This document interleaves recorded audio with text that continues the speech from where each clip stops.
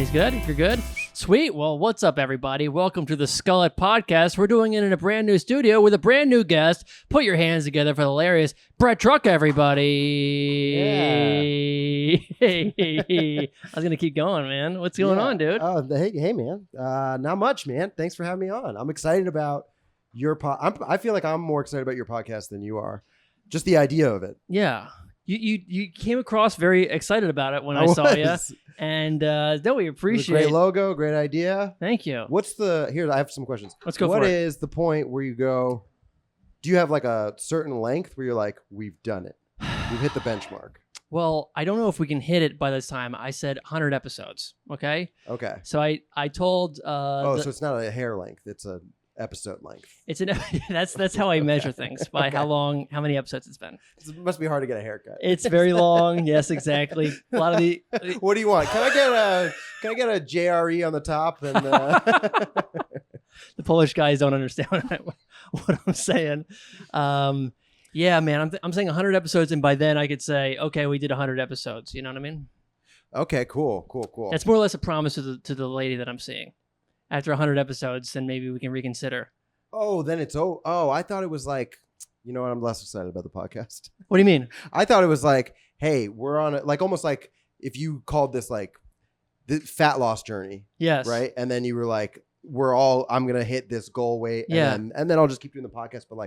But then I've become what I wanted, and right. now we've all come with me on this journey. I thought it was like, hey, I have metamorphosized into the Skullet, and this is who I am now. Well, I mean, if every episode is a week, that is over 2 years. So I will have that's 2 years length. So whether you want it or not, it is who you are. At that point, yes, exactly. I do want it down to my back, and I do want to do different things. I do want to go 1 year. I'm going to go as Hulk Hogan for Halloween. Nice. So I'm going to bleach it, and I think it might be my last Halloween because my first Halloween ever, I was Hulk Hogan. So I think it'll be a nice beginning and ending to my life. You know? Oh God. I think in terms of I think it meant last for the Skullet, but you meant last just the last Halloween in general. I mean, I've been reading a lot of novels lately, and has a nice beginning and an end to it. Oh, but that doesn't mean you have to do that with your life. I mean, I guess you're right. I did. If there was a movie of my life, that's how it would end. I don't know why we got off this suicide tangent, but listen, guys, I'm going to be okay. Please put the suicide hotline right below my microphone right now. I was telling Jared Berenstein's wife, Kirsten, yes. About your podcast. I'm very excited about your podcast. I appreciate it. Spreading the good word. She made a great point. She said, from a casting standpoint, she said, is he an actor? I was like, I've seen Ronnie do some sketches. He was really good on screen. And she's like, it's a great casting thing because the skull, it's like, that's so niche, but then that's also a role that's in a lot of movies, creepy gas station guy, or what, it's a unique standout look. Well, this is funny. So when I had the shaved hair, about a week before I decided to do it, I was cast as a doctor.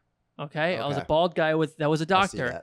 And then most recently, Learn More cast me as a homeless guy. So I've never been cast as a homeless guy before, but now I've got all this range. Yeah, dude. So Jarrett's wife is correct. Yeah. Yeah. Okay. Yeah. But then it's so sad what if you become the guy? Yes. It's like, we need a Skullet guy. Get Ronnie Fleming. Right. And then 100 episodes, you're like, I'm cutting it off. Well, I think at that point I'll probably just keep it. Yeah. Who knows if this relationship's gonna work out? I'm kidding. She's coming to me to a wedding this weekend. But listen, it's Skullet or bust, okay, baby. Get on the fucking board, all right? We'll keep that in. Yeah. I like it. I'm excited. I just want there to be a celebration. I was hoping a celebration for length. Interesting. Like you reach a height as a kid on the board. Well, yeah, I mean, there was I do want to get like a ruler of sorts, and just you can kind of gauge the growth. But I've been told that hair grows really takes a long time to get some inches, So She said by December I might grow an inch, maybe two. She's a hair expert. Who's she? I'm still talking about the woman I'm seeing. Oh, okay. She's a hair expert. She's not. Oh. I don't know. She acts like you mean she's a woman? She sure acts. That's true. To us. Yeah, it's typically hair grows an average of about half an inch each month. Are you doing anything? Are you doing biotin? Anything to increase? I did receive some hair growth serums, so Okay. she put that on my hair at night, and we'll see what happens. Okay. You know? I've taken the supplement Biotin? biotin. Yeah. I do think it makes my hair grow faster. Definitely makes my nails grow faster. I've heard that about the nails. Yeah. Yeah. Was there a reason were you worried about losing it? I cut my own hair and I fuck it up a lot. You cut your own hair? Yeah. Get a good shot of this. That looks good, man. You cut your own hair? Yeah. You do the sides? I've been doing it. Yeah. I do the sides, the back, mirror. I have like 3 different clippers I've used for different tools.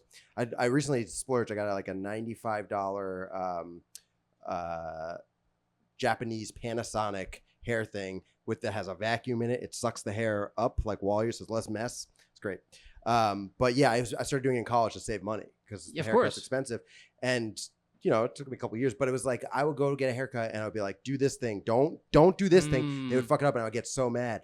And so I was like, at least if I fuck it up, I'm like, well, I fucked it up. Yeah. So anyways, I have fucked it up before and been like, oh, I need to grow my hair back fast. Oh, interesting. Oh, so you just get the biotin? I start taking the biotin, yeah. Dude, that'd be funny. Like a really bad barber just has like a little bit of biotin. Just like, here you go, dude. Sorry about that.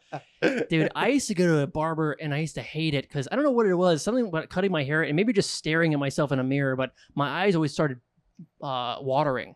Oh. And it would just look like I'm crying. Were you blinking? Was that the problem? I don't know what it was, but it just became very existential, just me staring at myself. And I didn't want to start a conversation with this, again, Polish guy. I'm sure he didn't want to start a conversation either. This fucking psycho staring at himself crying in the mirror. Hurt, the Hurt, song playing, Johnny Cash. No, it's so funny, dude. I also speaking of barbers, now that I've grown my hair, I have all these hair memories coming back. But when I started losing my hair, I remember like there was this guy. It was in New York, Lispenard Street. He was always barking people in, like trying to get people in the pair, but it was into his barbershop. Oh, okay. And like, hey, and he'd always be like saying stuff to me. But then one day I shaved it, and I walked past, and it was like I didn't even exist to him anymore. Oh my God. Yeah, that's sad. We can cut that. So, anyway, Brett, dude, very funny comedian. Thanks, man. I was asking some other comedians, like, hey, what should I ask about Brett? Or should I talk to him about? And then one just said, just talk to him about what a great writer he is. So I don't know. Oh, that's interesting. That's just a compliment. It's like, nice compliment. It's like not very helpful, dude. What am I supposed to say? Like, so tell me about that, huh? I have ideas. I choose the words. I put them down. It's interesting because I don't write that off. Like I never sit down and write. You just think But people do call me a good writer. Interesting. I take notes and stuff like that. And I think I have a decent faculty with words, but maybe I just had faculty with words. I mean, that was impressive, so dude. Yeah. But I when I think of a writer, I'm like, I think like Vecchione's like, yeah, I write like an hour or 2 a day, like every day. I'm like, when an idea comes, I'm like, let me write this down, and then when I have a long car ride, I'll think about it. You just talk to yourself in the car, or I you do, yeah. I find that I write more when I'm talking it out, but I also get self-conscious if I'm talking to myself anywhere other than a car on the highway. If a roommate's home, bro, it's crazy. Yeah. Even if I'm like I hear a neighbor, for sure. Weird talking out loud. It is odd, man. But it's also when I have like a good creative flow. I find. Yeah, it's nice. Yeah, Danny Vega, who he said Danny loved Danny. He was like, but he was just like, I just been talking to myself and again and again and again. I'm like, oh yeah, and then he's like, he and I were like trying to like work on shows together. So anyway, we had this show out in like Lake Tahoe, and the venue owner, he'd been working on this like for so long, just this talking to himself constantly and stuff. And then he said he had a great show. I'm like, okay. And then I talked to the venue owner. I was like, so how was it? She's like, it was the greatest show I've ever seen. So like all of him talking to himself, he's like, he was weaving in and out of bits. He was like in a flow. Like she just like was like, wow. She said like So anyway, we don't want Danny on stage. This is Danny on stage. Oh, yeah. So cool. Yeah. We don't want to give him any compliments, so we'll cut that. Yeah. All right. Yeah. Fuck Danny. But that's cool. So you just talk to yourself, and man. Yeah, you know what is? I'm not very disciplined, so I'll like every time something is big, like I really want to tape the set, or if I have had actual tapings, I'm like, okay, I gotta go over my set, and then when I'm going over, like, hey, this is exactly the words. That's when all these ideas start coming. Oh, for sure. And every time there's been a taping, I'm like, ooh, should I try out this new tag during this taping? Do you do it? I've done it a couple times, and it did go well, but it was still like a dumb risk. It's a risk, for sure, totally. Yeah. Huh. And there was a ton of ideas that I was like, I can't try it out on the taping, but I now want to do it. Yeah. And then it's stupid because you're like, oh, I'm taping it, so the bit should be done. And now you're like, well, now I want to add to it afterwards. Of course. Did you start? Did you start? I know that you and I met in New York. Did you start in New York? And then I'm also curious, like when you started doing the road. I live in New Jersey. I've been born and raised, and then I took a stand-up class. It was offered at my university, the American Comedy Institute, which teaches in Manhattan, but they also had the guy who teaches it. He had a deal with my university where he would like teach it as a curriculum. And it's in communication, which was my major, and that's like it practices so much communication theory that it is a great class for that. But I kind of fell in love with it. So then the graduation from that is that you do a show at Caroline's. And so then I did that, and I was like, I'm the funniest person in my class, so I'll be a comedian in no time. Yeah. And then, like 8 years later of like slogging it out, I was able to leave. But so I would like do bringer shows, then I would do open mics in New Jersey, then I would do open mics in New York, and then I would do a show here and a show, like a real show here and there. So I'm kind of in New Jersey and New York a little bit. And then towards the end of my like being in the city all the time, I was like almost never in New Jersey. I was doing spots all the time in the city. And then I started moving towards the road, and now I like I'm very rarely in the city. And when you are in the city, where you going? Because I think last time I saw you was just randomly at the Pear, but I don't know if that's where you're at. Oh, when I am in the city? Yeah. I'll do Greenwich and Broadway sometimes, the Grizzly Pear, but it's like I asked a server who I've known for a decade. I was like, hey, am I just becoming an old guy comic? Where I'm like, there's so many comics. Yeah. And she was like, no, it's since the pandemic, it's insane. She's like, because of reels or whatever, she's like, so many people are like, I can do this. She's like, the amount of young new comics, it's insane. So the oversaturation is a thing. So I'm just like, I don't want to. I mean, it's all right. It was always a rigmarole, like oh, I'm in with this booker because they like me, and then cool, I'm getting 3 spots a week at the same club. This is awesome, and then they fire the booker, and you're like, now am I a comedian anymore? It was always so fickle, but now it's like, I don't know. It feels like an uphill battle. Yeah. But I'm also kind of defeatist. I did a guest spot on a Tell show at Soul Joel's. Cool. And he was really nice to me. He like gave me some really nice unsolicited feedback. But one of the things he's like, you have some really well written jokes. Do you ever get up in the city? And I was like, oh, I used to, but I don't. He was like, you should. I was like, yeah. And he's like, I know. It's like, what's the point? There's no pay. You don't even get to work on materials a lot of times. And I was like, oh yeah. So why do you? And then he just walked away.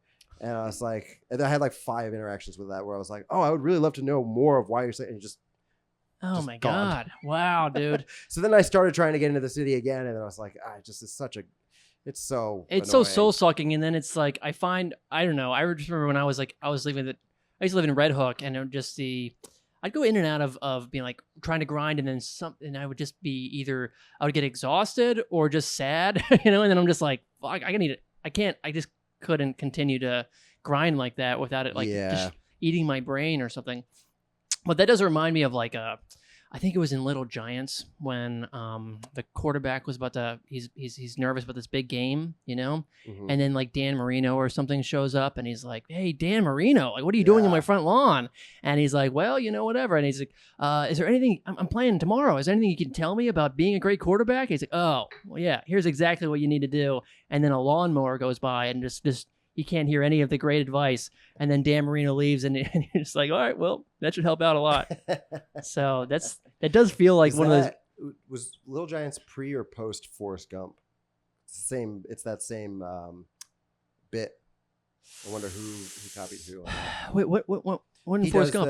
He does at the Washington Monument. He does yes, a big speech, that is true. That is mic true. Goes out, yes, I think he's like, that's what I have to say about that. Same year. Oh my God, dude! This is like the plot of Pop-Tart. You got to race to get to the joke. I've never seen this movie, by the way. Pop-Tart. I never will. Is that? Yeah.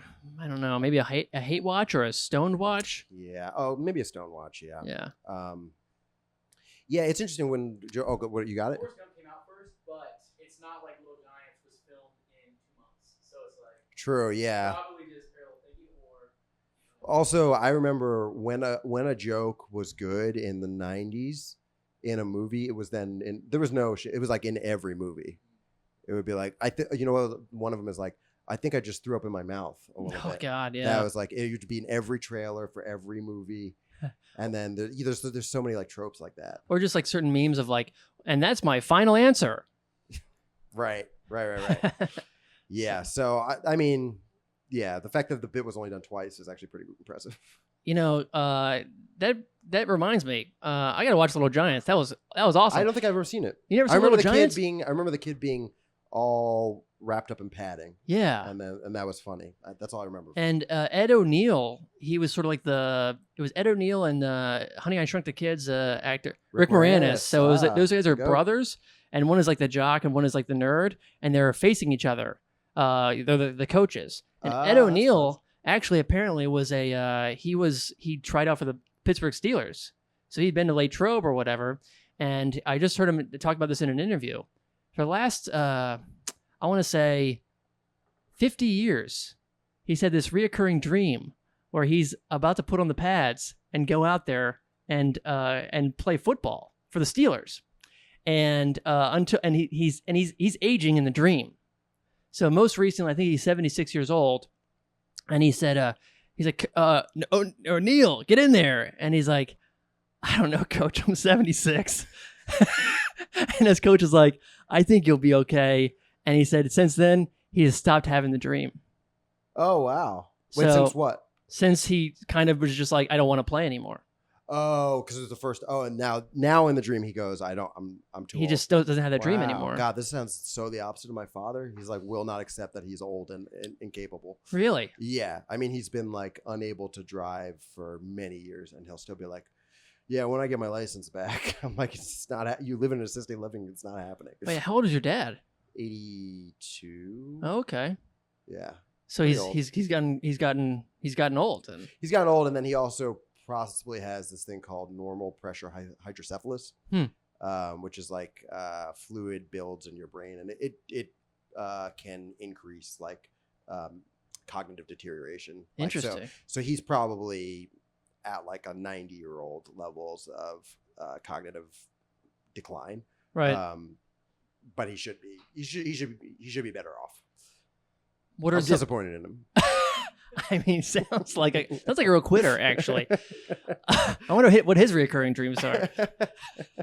So what kind of things does he want to do? It's just like when he got a double bypass, and then after that, like his recovery from it was no good, and so he was like he needed to use a walker and stuff like that. He refused to use the walker, and we would get calls like 3 times a week of like, oh, your father hit his head again. He's going to the hospital, man. And then like.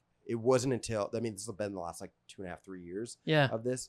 It wasn't until recently that he hit his head on the toilet and like his face looks so messed up that he actually was like, he's actually like calmed down. Huh. And I think it's because now he can see it in the mirror. Because every other time I'd be like, Dad, you went to the hospital 32 times in the last 6 months. Mm. And he would be like, that's not true. And so it was like, there was no explaining, like, you need to use the walker. And now that he has like a visual reminder, he's like really calmed down. So it's been good for him in a way. I should have just kicked the shit out of him and do it. That would have been, saved me so much headache. All these years, man. Saved a lot of hospital bills too. My God. I'd be like, Dad, you fell down. This is your suggestion for everything now? It's like, man, my dad's on this thing. Have you tried to fucking elbow him in the jaw? This is good for you. No, it's... I had a grandfather who he had a stroke, right? And half his body he couldn't move, right? And he only had a few phrases he was able to do. However, oh, that I've never heard of. Yeah, he had 3 because he lost his ability to talk, but he could say things like he said. But yeah, I've heard that, but I've never heard like a. He was just like a parrot. It was a pull string, dude. He can only say, "Who's a good boy?" and "Give me a kiss." It's all very sexual, you know. It made babysitting very awkward, you know. No, it was like, yes, ma'am. I don't know about that, and good golly, and the 4th thing I forget. But he bought a car. He drove his little scooter. Post-stroke, he drove his little scooter. My mom was a person who was like very involved and like would always like check up on him and stuff. He knew she was going on vacation for a week. So he drove his little scooter to a used car salesman who bought him this car. What the fuck, right? Yes, ma'am. Yes, ma'am. Good golly, whatever. You want to buy this thing? Yes. And they snookered him. He got all the good stuff and shit on the, wow. They totally ripped him off. And one day That's like elder abuse. It is elder abuse. Yeah. If his phrases didn't fit in perfectly to, she's got a pretty good alibi. That is true. Oh, you know what the fourth one was? Yes, I would like to buy it. That was the fucking thing, dude. It is crazy that's what his brain remembered when he had the stroke. How did he know? It was like God has a plan, everybody. So anyway, he got this car. I'm picking him up to go swimming, And he's like, "Hey, check us out. Check us out." He didn't say that, but he just, elbowed me. That wasn't one of his things. That was not one of his things. He said, "Yes, ma'am." I'm like, "Is this your car?" Yes, ma'am. Yes, ma'am. He goes, "I don't know about that." And then he unlocked his new car. Which is a badass way to say you got a new car. It was I don't know about that. Dude, it was so sick. That's I've never cool. seen him more alive, Wow. So I just drove his car to the pool, brought him back, and then we had a family meeting of what the fuck do we do? And everyone's like, my mom. I'm selling out my family at this point, but my mom's like, we gotta give it back. But all of my aunts and uncles like, but he's so happy. And I'm sure some of it weighed into it, and one of us is gonna get that car. I mean, this is a pretty good Subaru. So he's having this thing for a while, and obviously we're just always very worried that he's gonna get pulled over or whatever. Just is this your yes, ma'am? Good golly, Oh God, yes, ma'aming a cop. Oh my God, dude! Bad. Can you imagine that footage? Just. Anyway, he crashed his car into the nursing home, and he got kicked out, and then he had to move in with us. So. Oh man. Yeah, but for that week and a half, my God, that How guy. long was he with you guys? Alive? Yeah. Wait, how long? Oh, okay. What are you at? Oh, sorry. What are you asking me here? How long was he with you? How long did you keep the corpse in your house? Listen, no, I mean because once you get to the point of nursing home, it's like they're usually not there enough where it's we want to give you the most. It's like you don't really. So, but having to take that on, right, is I know from taking care of my mom when she in the late stages of multiple sclerosis, that level of care is insane. So that's why I'm asking, because I know that at home thing is a huge burden to the people who take it on. I believe it was 2 to 3 years. Okay, something like that. I think he stayed with my mom and dad for a little bit. Then he went to my aunt and uncle for a little bit. But yeah, I think he just crashed a hole into that nursing home. Yeah, wow. But R.I.P. to the kid. he's no longer with us. We're keeping that in. And no, he's that was that. That is cool. Hard pivot. Wait, what was the thing he said before he unlocked it? I don't know about that. I don't know about that. It's so cool. He was, dude. It was a very cool move. I mean, it was like he had schemed the whole thing too. Yeah. Obviously, he knew she was away. He had a little scooter thing, and then he says, "I want some fucking wheels." And yeah, I mean, he was. That was a nice move. When I remember my grandfather, I will remember that little smile. Oh yeah. Oh, did he smile when he said it? Of course he did. Well, halfway. He did halfway smile, and then he limped to the car and he fell down a few times. But yeah, he was into it. Yeah. Yeah. Yeah, my dad, while my mom was still around, he was showing signs of his cognitive stuff, but he was driving for way longer than he should have been. Yeah, I remember him going to. I got a call from some guy. He's like, "Hey, I'm with your dad. He got lost in the Costco parking lot and doesn't know where his car is. Can you help me out?" And I was like, "Yeah, this is like when my dad is still driving around a lot." Yeah. So I was like, but those would be in flashes, and then he would be normal again. Right. It's hard to find your car sometimes, though. It is, but this was oh no, they were he was sitting down in the parking lot. Oh no. He was like, yeah, I just got tired, so I thought I'd take a little rest. I was like, you can't do that in the middle of the parking lot, Dad. Oh yeah, enough that a stranger was like, this old man needs help. Did he still have all of his things from the Costco? I don't know. That's a good question. Yeah, I mean, it's probably just a ton of stuff there. Yeah. from what I know about Costco. Yeah, he did like to buy frozen stuff in bulk, so I'm sure it was melted. Yeah. I one time I used to in New York I would always drive my car and I would park and I would write down exactly where I was, because one day I was going to offer Phil Burke, now Phil Risden. You know this guy at all? I was going to give him a ride, and we looked for my car. Get married? No, he did one of those things that comedians do sometimes, where they change their last name. There's a guy I know. I don't know if I can name him, but he changed his name, and I was like, oh, that's a weird move. He was like, he's maybe like 8-9 years into comedy. Yeah. And then I found out it was like he was running shows where he would have newer comics like help him out, like bark for him and stuff like that. And one of the guys was like a megalomaniac lawyer who had like huge issues and just like focused on him and just started like piling up lawsuits against him. So he like change his name for that reason. Wow. Yeah. Wow. That's crazy. Yeah. I think Phil just became a Muslim, so he just changed it for that reason. That thing that comics do. Yes, exactly. Comics and boxers. So, no, but I just remember we looked for my car for 3 hours in New York. Whoa. And I was just like, it got towed. Then he took the subway, and then I found my car. So it was a good way good little lie to get rid of this guy. But I stopped for 2 Gatorades because I would just continue to walk around. Ooh. Well, you said it did get towed? It didn't. I just found it, but it would I would just walk it around like the Lower East Side for like so long, man. Yeah. Ooh, that's rough. Just a lot of walking, to look for that car. But so question. Yeah.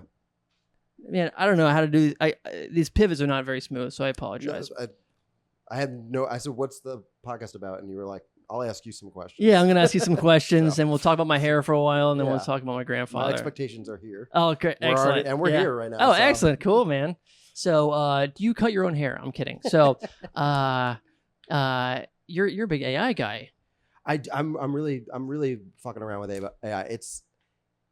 I think it's, first, I know there's ethical issues, and then there's like a lot.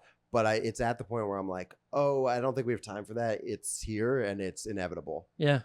And so I'm like, if that's the case, I want to be ahead of the game, and I also want to have fun. Like, it's really fun. So yeah, I've been fucking around with it a lot, and then I've just discovered this new one that makes music, and it's insane how good it is and how little time it takes. I've messed around with it too, and it is very fun. Did you mess the one I sent you? I thought I did, but then I think it might have sent me to a fake one or like a Splinter Cell version. Oh, okay. Was your song not good? It was great. Oh, okay. They're all nailing it. Oh, okay. Yeah. So, are you doing mostly music, or are you trying other things? I was doing the. I started off with doing like text generation ones. So there's this thing called Novel AI. Okay. And you could just basically you could be like,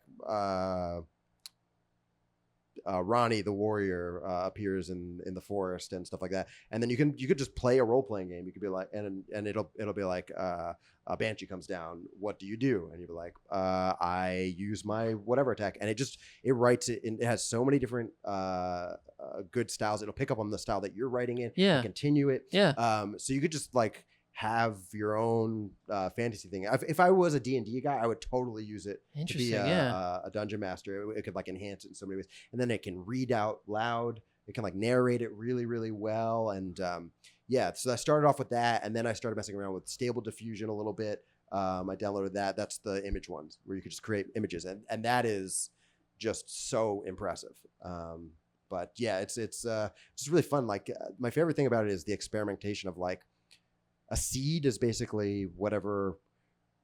If you wanted to have something generated by AI, and then you wanted it to repeat that exact same thing, you would have to use the same seed, which is like a number that's assigned to each generation. So if you and normally it's going to give you a different seed every time, but you could say, do the same seed, then you change one little word in the prompt and see what your result is. That experimentation and then seeing the result and how it affects what's being generated. So if I'm like, a big ogre with blonde hair. Yeah. And then I get an image, but I'm like, oh, and it's the hair's too brown. So I'm like super blonde hair. I see how that changes in the prompt, and it's different with each model. It's just really, really fun experimentation and stuff like that. You can lose hours and hours just like creating fun things. When you're messing with this stuff, is there an idea of like making content in mind, or are you just like purely just totally porn. Curiosity? Yeah, porn. That's it. Yeah. Yeah, very blonde, exactly like my ex-girlfriend. Yes, perfect. Yes. She doesn't leave me now in this cave, and I am an ogre. She called me an ogre. I was picturing she was the ogre here. Yeah. The same nose tusks of her. It's like I feel with many things I feel overstimulated. I'm like, there's so much content you could generate with this, and then there's the question of legality, and I don't know. There's a lot of like also philosophical things. It's like, well, these are basically working brains, right? They're not going, I'm going to copy this, and they're generating their own connections and unique things that are inspired by data that they've studied. But so are we. Like when I come up with a joke somewhere, I heard George Carlin when I was 5, and I was like, that's how a joke works. That's the structure. So I'm borrowing that structure, and then I'm making my own connections, and they're making their own connections too. Yeah. So so it's like, is it stealing from art? I don't know. But my whole thing is like with this music thing, if I were going to, I made like a theme song for myself. This is the first thing I was like, this is crazy. If I were going to use it on a podcast, I would just go, I got this framework for a song. I'll find an artist, somebody on Fiverr or something like that, or somebody that I know, and be like, hey, can you make this song or something like this song? Right. And then I'll pay you for that. Yeah. So that way I'm like, okay, I'm still supporting an artist, Got it. Yeah.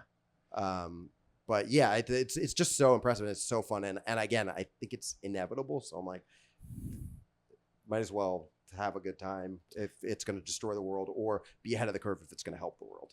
Well, I think I was telling you this, that I plugged in a screenplay that I've written into ChatGPT, Right, yeah. and my friend had a very he was philosophically against it. And he's like, I don't think you should be plugging stuff in there. I don't think it's ethical or whatever else. And I'm like, yeah, but the difference between this and you is that this read my screenplay. And it's been in your inbox for 2 years. I'm talking to you, Tim. Tim has not read the screenplay. I'm just kidding. It's not Tim. I don't know that Tim knows how to read. So he just has AI tell me to read back to him. Can you turn it into a picture? Yeah. Can you have the ogre explain it to me? He just throws it back to me and just like, you should add more tits to it, More tits and tusks. It gets real pornographic. And no, I think I heard you had the song, and it was like, what you plugged in? What you're like? I Brett Druck, I put in like 80s television theme song. Yeah. First, I put in ChatGPT. I said, I'm Brett Druck. I've got strong legs. I've got pretty nice arms. You do have strong legs. Yeah, they're real. They're thick. And then I said, I have cluster headaches. I have to treat them with magic mushrooms. And then I said, I'm a comedian. And then I forget what else I put in. I said, write me a song about that. So wrote me the song. I plugged the lyrics into this AI music maker, 70s theme song, and it was like the coolest. Yeah. Well, let's just play it. Let's play it. Brett Druck, take a seat. Brett Druck's the comic you want to meet, with a smile that's wide and humor bright. He'll keep you laughing day and night. Brett Druck. People always, they ask you if you want walk-up music a lot of times, and I never know what to do. I'm gonna do this. Of course. I'm 3 minutes of my set. I'm cutting out, so I can just walk through the crowd to this. Shake people's hands, take pictures. Yeah. No. Even when the headaches strike, it won't let pain take the mic. Magic mushrooms ease his way, so he can bring you joy each day. Brett Druck, a man so grand, making you laugh all across the land.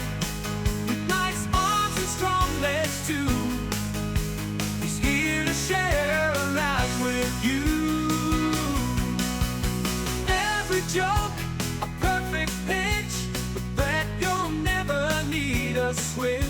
From coast to coast, they shout his name. Brett Druck has earned his fame. He's a hero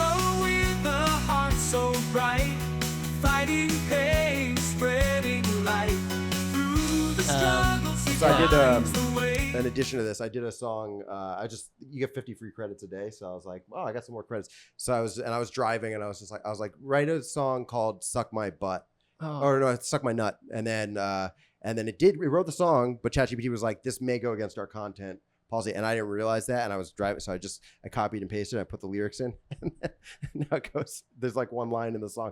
It's like, blah, blah, blah, suck my nut. I don't care. And then it's like, this may violate our content policies. It's so good. It's my favorite part of the song. No, that's great, man. Yeah. I do want you to hear there's a great electric guitar solo in that. That's up, I would say about 3/4 in.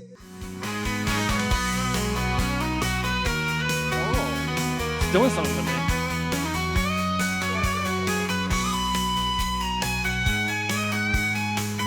I'll probably act this out, you know. Yeah. I'll do the guitar when I'm at the show. That's crazy. Yeah.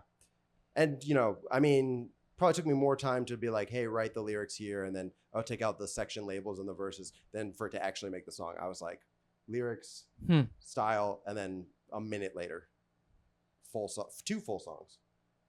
It generates 2 at a time, and then you pick whichever one's better. Crazy. Do you think that makes music people nervous, or they're just like, let's just... I don't know.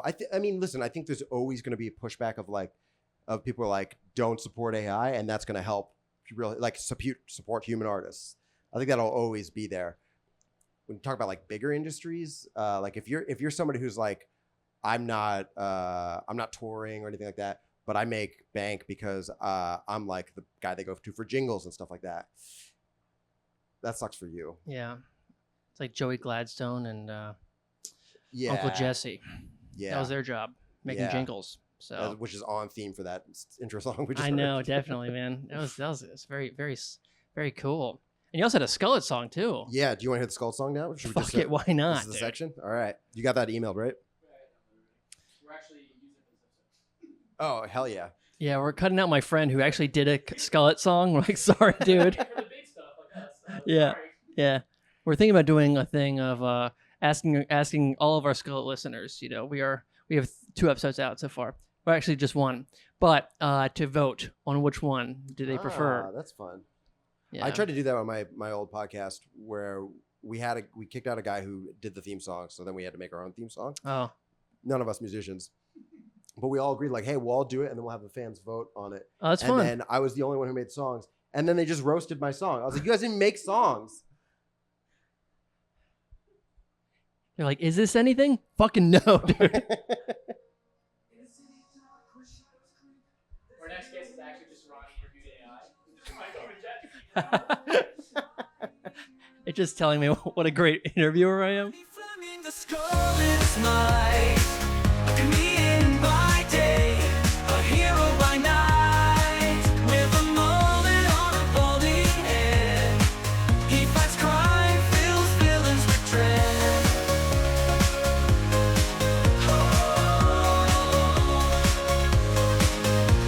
His jokes bring laughter, heart so light, but when danger calls, he takes flight. But the Skullet's strong and a will to win. Ronnie's fight for justice begins. Ronnie Fleming, the Skullet's night, a comedian by day, a hero by night. I feel like this is the best way to show people that AI is scary in like a not scary way. I'm like, this is so fun, but also it's so impressive that it's scary. Yeah, we had a friend. I know the guy that does my that did the theme song is my friend AM. He and I were roommates in Brooklyn, but he lives in Kansas and he has his own recording studio. And out in Wichita, he just has like characters that he runs with, And there was one character who is known. I mean, he's a human being. He's known as the Night Villain, and he wears a mask. He's a large gay black man who just has a cape, and everyone just introduces him as the Night Villain, and he's just a very nice guy, but he does walk around with size. And he is the Night Villain, and he has a theme song, which cue it up, dude. Why not? This is the music portion. But I fucking love this song. There's a problem inside of me, something breathing inside of me, and it takes time control it. It'll make me wanna prey on you. It'll make me stay away from you, but you can't get away. You'll never get away. I'm a villain on the run, and I'm only having fun. I'm a villain on the run, and my heart's a loaded gun. Yeah. But he's out of a job. He is out of a job with AI. Yeah, I mean, I don't know. And then there's also like, there's been a few different like musical comedians that have done iterations of like, it's the same 3 chords in every song. Sure. So it's like, I don't know, this is to be shitty, but it's like the AI can do this so well with music because all music is kind of the same. True. There's so many patterns. Like everything is. That is true. There is just something though about like live music though. Oh, for sure. Especially with comedy that just makes it be like, oh, you know? Yeah, live performance in general, like AI will never be able to get that energy exchange down, that group psychology thing. Yeah. There's something magical about that. That will always be the case. But it is definitely going to hurt like industries. It's definitely going to change industries for sure. I could, however, see like a robot that's doing comedy and doing like a lot of improvising and stuff. You know, first off, there's the freak show aspect of it. We are bringing a robot on the lineup, and then it's just like, what the fuck, you know? And then you would actually watch him kind of improve over time and get kind like a comedian. And I could see him actually. I would go just be like, wow, what is this weird brain thinking of? I would actually totally be down to watch a robot. I'm this may be just me like, you know, trying to like protect my ego or protect my, I guess, insecurity. Yeah. But I do feel like comedy be one of the last things that it's able to do well, because comedy is it has so much formula and science in it, but it still is alchemy. It's still a little bit magic always. You can just never predict. You just have to try it. And there's just like no comedian is like, oh yeah, I figured out comedy. The best comedians in the world are like, yeah, you gotta get up, you gotta try it out, you gotta test in you get theories, you get better, but nothing is ever final. It's always up to the comedy gods in some way. But what if the AI is going through the trenches just like we did, right? It's going to the open mics, it's learning, it's doing all these things, and then what if like the AI is like what if we get the first like Bill Hicks robot of being like, fuck, dude, am I real or not? You know, if you're saying like a robot actually going through it and just being like, you guys fucking hate me. You guys, some of you people are just like, you just see me as like an entity. Ooh, I would love to go see I'm like, that. whoa, dude, is this like, it's like him trying to become conscious, or is he conscious or not? You know, right. Actually, him really actually struggling with the times and being, you know, a robot in a human society, you know? Yeah, that'd be a good take. Definitely a diverse voice. I think it's the voice we need right now. Yeah. I wonder if JFL were still around, if there'd be a point where it's like you know, it's like, oh, no more straight white guys. It's like, sorry, no non-AIs. It's only AIs now. You know, if you're human, you can't.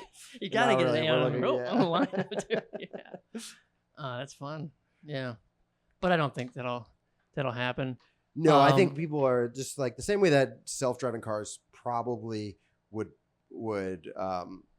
if more people were behind them, would be benefit more. Like there'd be way less deaths. The technology has been there for a while, right? But the rebellion against it is so strong. We just have too much of a like anti-Skynet thing in all human culture is like no, the robots will not win, even, you know, before robots had a chance. So I feel like I don't think I don't think it'll ever be accepted completely. You know what I don't think a robot will be able to do is handle a crazy heckling situation like you had recently. Beautiful pivot. Thank you so much, man. I was pretty proud of it as well. We're going to pull this up, actually. If you would that be very awkward for you to like experience this and kind of experience it? It would, but I'll do it because I'm a hero. I'm a great dude. So can you explain what happened at this? Yeah, so... Well, I guess I'll do it in the video. I was doing a bullet spot that's first on the lineup in a showcase style show. You know, 7-8 comics, not just 1, 2, 3. no host feature headliner. So MC goes up. He's doing a lot of crowd work, which is typical for there's only 12 people at this crowd. But typical for a small show, you're gonna do crowd work as a host, just to get, hey, we're live, we're here, I'm present with you, we're all getting acclimated. Comedy's a little weird thing. Put people at ease. So she's yelling out a lot through his set, probably more than the average person. I'm sorry. And you're first? I'm up after the host. Yeah. Got it. Fair. And so but he's also talking to everybody. So it's not that weird. It's still like, oh, that's a lot. But he's also going rapid fire. Oh, what's wrong with you? Oh, you hesitated. You're awkward, whatever, blah, blah, blah. He's moving. So her disruptions kind of make more sense. And then he's like, okay, let me do a joke before I get on stage. So he gets to the joke. It's about him being gay. And then he's like, all right, I'm going to bring your first comic to the stage. And then she's like, congratulations. And he's like, what? And she's like, because you're gay. And I was like, and then so he's like, okay. So your first comedian coming to the stage is Brett Druck. All right. And so I get on stage, and then I'm like, the first thing I say is, oh, give it up for Rich. He's gay. I go, congratulations, Rich. He's everybody give it up for Rich. He's gay. Yeah. No, I'm not gay too. Can you ask every comic as they come on the stage? You're just a. Yes, I want to know. I'm not gay. Well, if I say it 5 times, it starts to feel like I am. I'm not. Is she like very drunk? I would say my guess is she's definitely influenced by something, but it seems like she didn't seem like wasted, but to me it seemed like some matrix of drinks with medication and a little bit of a personality disorder that's enabled by her home life. She's also, by the way, you don't know this, but she is a parole officer, which is terrifying. That is terrifying. So I'm sure that kind of authoritarian position enables that kind of behavior. And you knew she was a parole officer because the crowd worker earlier? Because the host, yeah. Okay. You're just a. Yes, I want to know. I'm not gay. Well, if I say it 5 times, it starts to feel like I am. I'm not gay. It's like some weird Bloody Mary. If I say it here, I turn into a closet Republican. What's that? I'm trying to. Wow, this is a wild start. How are you guys doing? Feeling good? Yeah. You're a fun bunch. I love you. Yes. You're in charge. We get it. I love you. I love you back. You're not gay or anything, but you're Okay, but if I was gay, you'd love me even more, it sounds like. You're making a question there. Rich, where do I go on a gay I'm curious. Do I ping? Your shirt is not pinging. Wear a shirt. You know I'm So, straight. I don't know what's going on. Do it. I'm trying, baby. Relax. I know, but I'm like. What's your name? Janet. Janet. I want you to move it up. So I'm getting pretty nice. Yeah. And if I were closing the show, I would not be as nice. True. Yeah. But I always feel, just from the times where, like, coming up as a comic, like before I was 10 years in, you're excited. I will say before 7 years in, you're excited to be on a show, to be in front of a real crowd anytime you are. You're like so excited to have stage time. And then some comic comes up and they're before you, and then they bomb or they attack the crowd. Everybody leaves before you even get a chance on stage. You're like, I didn't even get a shot. And I hated that. And so I always feel some sense of responsibility. If there's comics coming on after me, I can't be that confrontational. I can't be that much of a dick, because every comic should get their fair shot with the audience. Yeah. I've seen people like be weird with an audience, and then a veteran comic come up and they kill, and they deal with that obnoxious person so well. Yeah. And so I'm like, everybody gets their fair shot. It's not for me to say. And then also, when you are put in the bullet spot, it's usually because the person is like, you're a good comic, and I want you to start off the show right. So I feel some sense of responsibility. So I'm trying to keep it as light as I possibly can. Yeah, you were incredibly patient, and you swatted her here and there, but it was like, I want to say masterful. The more you talk, the less I can. If you don't shut up, I can't move on. Every time you say something, I have to do. Shut the fuck up. I'm trying to. No, you shut the fuck up. My job is for you to. Pause for a second. And how is everybody else reacting? They're kind of like So that's the other thing that's weighing in. I also see that there's 12 people there. Yeah. Her and her husband are in the front row. Uh-huh.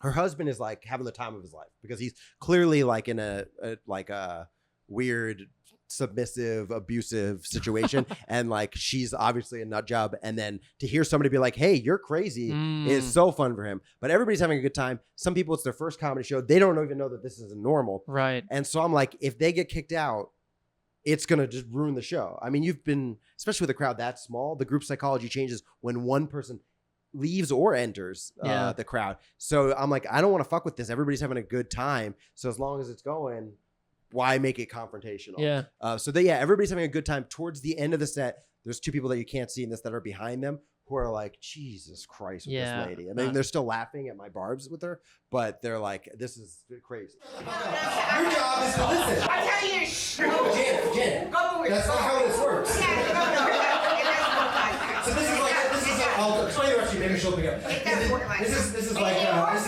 like this. So this is the point where I'm like, okay, this has gone on for so long that I also have some sense of responsibility where like I have to put a kibosh on it to some point. Yeah. But that's when she kicks it into overdrive and I can't even explain. Can't even say something. Yeah. So I just like try to talk over her and hope she picks up on it. But yeah, I did cut it out, but I actually did for a moment lose my cool where I like, you could see that I'm flustered. And then I just come back and I'm like, okay, calm down. But yeah, I did. It was like, that was the point where I was like, oh, she's probably going to get kicked out, because if I can't even get her to shut up just to be like, hey, listen, I'm just explaining to you how this works, that it's an unwinnable fight at this point. This is going to be an issue. I'm always in charge. Can you just listen without interrupting? Would that be all right? I love you. Okay, it doesn't feel that way. I love you. I love you back. Let's keep it moving. If you keep interrupting, I can't move. Keep it moving. Janet. Let's go. I'm going to tell you something that your husband has never told you before. My Shut the fuck up. Shut the fuck up. Shut the fuck up, Janet. Does that feel good, buddy? You enjoy that? Go fuck yourself. So the way this works is people compare comedy and musical. Pause. And now has she turned on you now after the shut the fuck up? Because now, did she say go fuck yourself to you at this point? Yeah. I think the point where, wait, what's your question? Did she turn on you? I mean, because I know she turns on you eventually at some point. She turns on me, but then she goes back to I love you. She's So very it's bipolar, yeah. you know? I think so that's actually, somebody pointed that out. They were like, they said that the moment I mention, I do the riff about like I've never seen somebody be bipolar where the mania and like the down, it happens so quickly together. And they were like, I think that struck a nerve for her. That might be a real thing, because that's when she really starts to get more aggressive with me. Oh, okay. The I love you stop. The difference is that the audience is the instrument. So every time you interrupt, I have to improvise. Okay. I understand. It feels like you do understand, actually. So thank you. I appreciate it, Janet. I went on a commercial audition recently. So it was for a place called BJ's Wholesale. And on the way up to the audition, there was a guy on the elevator. So because I did, so I was going to go, it feels like you don't understand, but I was like, I got to be positive here. So it feels like you do understand. And there was a little bit of reasoning there, but you could see how upset she is for this when I do an actual joke, that she can't be involved. She's not paying attention at this she's point. Just having her drink, looking down, not engaged at all. So I thought that was interesting. It was like, as soon as I'm not allowed to disrupt this, then it's like, fuck this shit. Who kind of looked like me. So I was like, BJ's? And he's like, excuse me? And then the elevator doors open, so I didn't have time to explain it to him. And I go to the audition. So I was just going to leave him there a little bit confused for the rest of his life. And I figured at that point, all I could really do was double down. So I was like, you're lost, buddy. And then I went, And by the way, oh boy. You did such a good job for that whole joke. let me say something. Your shoes are cool. Okay. Usually, I don't like people. So the thing that made me laugh the most, which is not on here, or the other comic who has a clip where she gets kicked out, the manager comes in and it's like she's very clearly getting kicked out. We're way past that point. The manager has to be like, there's been warnings, there's been whatever. This comic is going so hard at her. And there's another comic, I forget her name, but she's on the lineup. She hasn't watched any of this going on. She comes in the room right as the manager comes in the room, just as she's about to get kicked out. And there's a moment of silence where it's like, she's definitely getting kicked out. And then the other comic, not knowing anything, goes, well, but if she doesn't talk, she could stay. Oh And no! I laughed so hard. It was such a fuck you to everything that happened. Totally not knowing anything that was going on. Like, well, let me say the worst thing possible right now. Now, sorry, there's a look. Are you? At what point are you like angry?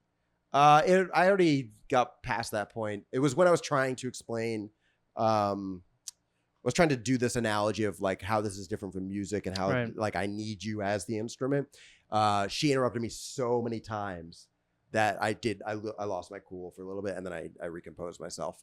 But I was never angry, except for that. I mean, I definitely was angry in that moment, but I was never like, oh, fuck this. I was like, yeah, it's just a crazy lady. I mean, one of the comics was like, oh, is that the craziest heckler you've ever dealt with? And I was like, no. Yeah.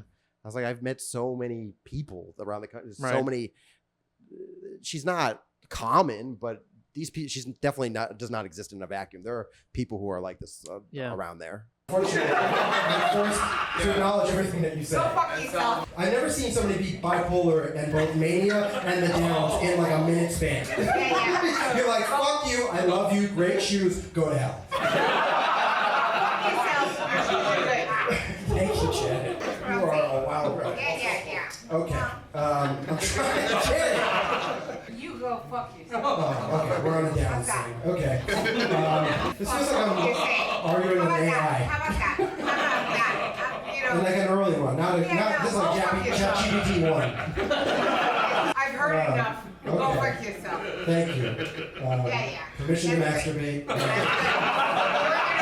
it off. Thank you. Asshole. All right. Do you read, Janet, do you read erotica? You know what? You're an asshole. In the sense of We're not going back to you're that fucking mania fucking up when my she likes life. me. Go fuck yourself and jerk yourself off. Okay, great. Anybody read erotica? Fuck you, idiot. Can we get no more drinks? I think that'll help.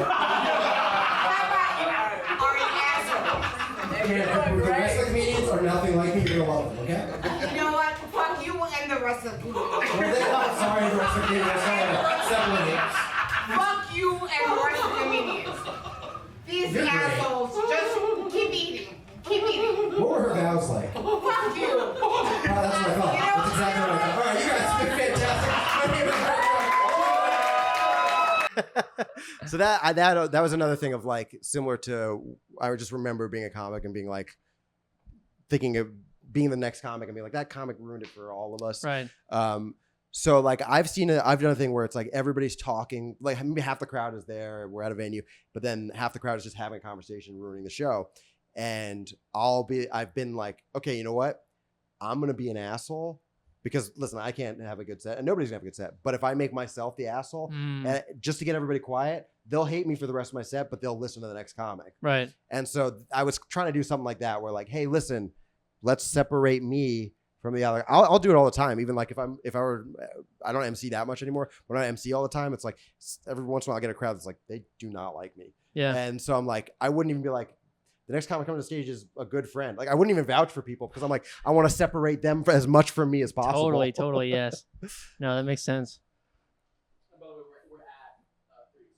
Right. We're What? 3? 3?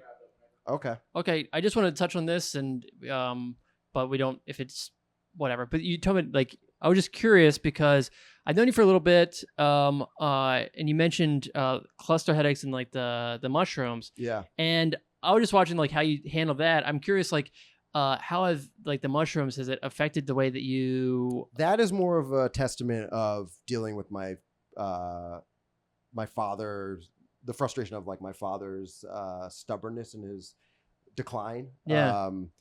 I think that's where that patience came from. The mushrooms have helped me a lot in other ways. I was definitely like a kid who I would like wake my parents up in the middle of the night and be like, I don't want to die. I was like really, really scared of mortality. And once I started doing mushrooms, which I had to I have cluster headaches as a neurological condition, and magic mushrooms is one of the only 2 treatments that work for it. And once I did that, just a byproduct of that was like, I was okay with death.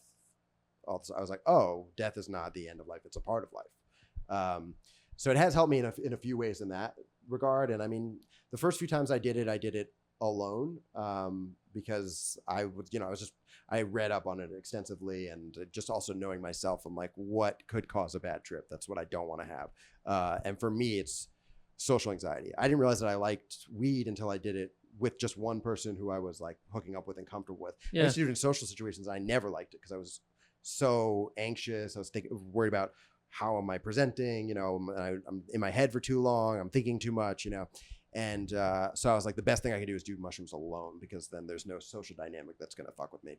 So I did it alone, and it felt to me like going to therapy, like with myself. Like I would have all these memories that were, they're fundamental pillar memories of who I am.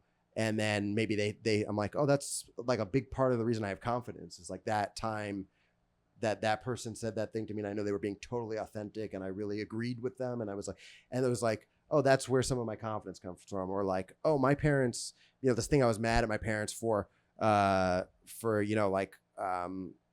realized like I'm not that much younger than they were when I was a kid, and I can't even I'm having trouble taking care of myself. So like I'm mad at them for making me go to gymnastics and Hebrew school and not having a social life. Like, yeah, they had 3 kids. They were like, put him in a thing where he's occupied. Like, I get it, Mm-hmm. Just like little things like that. So it helped me with, definitely, I think empathy, it ignites that in a lot of people. It's helped me in that, but patience, that's been separate from mushrooms, a journey for me. Cause I do have historically a pretty bad temper. I'm pretty short patience, and, something I've worked on a lot for the last, 15, 20 years. That's great. No, because I think I've known you for over 10 years at this point. But you would never handle it that well. I would not have handled that. I've known you for a while. Oh, and you hilarious! Would flip out. Well, I just know I just interpersonally, I just know you as like, I feel like maybe when I first met you, you feel like you're a lot more intense than you are maybe now. But when I first met you, I think I was still at my day job, and when I was still working at Trader Joe's, I was, I don't know, oftentimes sleeping 3-4 hours a night. Sure. And I was nonstop. I would go do, 11 p.m. shows, sometimes get home at like 2 a.m. and then have to get up at 6 a.m. for my shift at work. And then I'd be nonstop. And I was like, yeah, my emotional volatility was insane. My ego was I would waffle between like insane hubris and confidence to total insecurity. And it was like, I imagine my blood sugar was all over the place too. Of course, yeah. All these things that I've learned about myself and like being a reasonable adult in my adulthood. But yeah, I would say that's an accurate assessment of me. But I would never say first met, I was intense. You were intense. It was never like, it was always kind. But now it seems like you're like, never mind all that then. Yeah. I mean, I could tell you were very unhealthy. Okay. But now it's sort of like, I mean, it could just be a byproduct also just of, getting older and wiser, but also, I think like, there was like I was thinking like we went to dinner, the other day, but you were just like, it was kind of like a wild setting, or at least like, oh yeah. And then, but you were just like, you said something like, hey, is everything like, is this like too intense right now? Oh yeah, I didn't know that you knew a certain personality that was there already. Sure. And I wasn't sure that. So I was like, I'm familiar with this, but I was like, I also don't know you well enough. I don't know what your social anxieties were. Yeah. And I was like, this could be a personality. It's possible that Ronnie is stuck in a situation where he can't handle this. And like, I have a free sheet. I could switch with him. Maybe he needs to offload. Maybe he feels trapped. So I was like, let me just check in with him. No, but you're like, no, I got it. No, but I appreciated it. But I was like, oh, I that's when I made the connection of like, maybe it's the, the mushroom stuff. But. Yeah, I don't know. I'm sure they've had an influence, but I've always generally been, I think I excel at conscientiousness. If I can toot my own horn in that way, but I'm constantly probably overthinking it a lot, on how everybody else, I'm trying to read the room and how everybody else is feeling and stuff like that. But like, actually, as long as I can remember, I've been like, if I'm having a conversation, we're talking about like something that you and I are talking about, this joke that we have, and Tim's there, and Tim wasn't a part of that, but Tim's standing in the conversation. I'll always stop this to be like, hey, so here's what you need to know about like what we're talking about, because I hate that person feeling left out. That's always been important to me. So I think that's just part of who I am, which is great.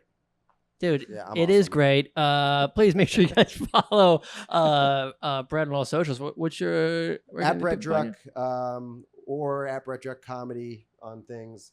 I have 2 Instagrams. It's you follow both. And you have a Reddit. I have a Reddit. Yeah, Brett Druck. I'm pretty bad about my discipline. My self-discipline. I think I've mentioned that already.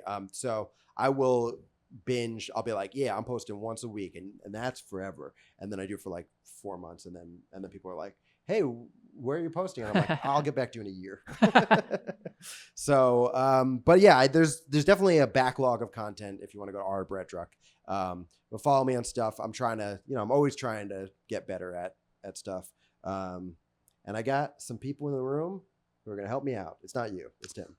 It's the dog. Killer, yeah, great guest. Appreciate you coming through. Thank you for having me on. I'm so excited for the Skullet. It's gonna grow, baby. Yeah, it's such a treat, an extra thing to be here and do. Yeah, I always like you. Yeah, likewise, dude. It's a weird way to say that. I've always liked you too, man. No, seriously. No, I said I always like you. Oh. That is a weird dude. Yeah. He is turning into AI, everybody. Yeah. Brett Druck learning to speak a human being. He's part of the Neuralink. If you look down, there is a drop menu. An ogre with blonde hair and huge tits, everybody. 3 huge tits. Always like you. All right, folks. Remember, not all growth is good, but sometimes you got to do it. We're working on that. Ooh, all right, that's good. You like that? Yeah, that's pretty good. We need AI for this, but hold on. I'm a writer. Okay, what do you think? What is it? Say it. It's something like Skullet. Just remember, like, not all growth is good, but something else. But keep it in the back of your head. But keep it in the back of your head, everybody. Let's try this again. Take 2. That's it, everybody. Remember to rate, review, and subscribe. And remember, not all growth is good, but you got to keep it in the back of your head. What about try to keep it in the back, but try to keep it in the back of your head. Not all growth is good, but try to keep it in the back of your head. Oh yeah.